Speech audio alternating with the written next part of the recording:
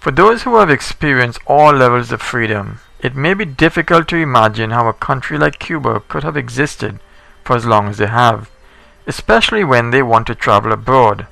Citizens of that country have been refused exit visas by their government in an attempt to stifle them, along with keeping the valuable educational resources that they so desperately need. It is more than likely that members of a free society would not be denied the ability to leave their country, as long as they can afford the airfare to and from where they are heading. But what if the leaders of your country refuse to let you leave, especially if they knew that you would want to migrate to a better land?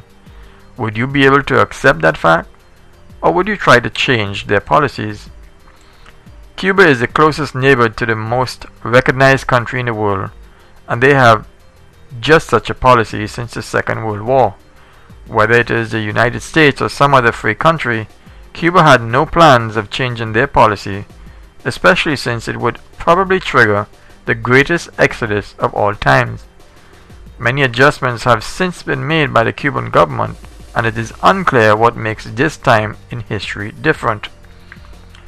Only time will tell if other governments can remove some of their restrictions against Cuba, but one thing is for certain: many Americans seem anxious to visit its shores.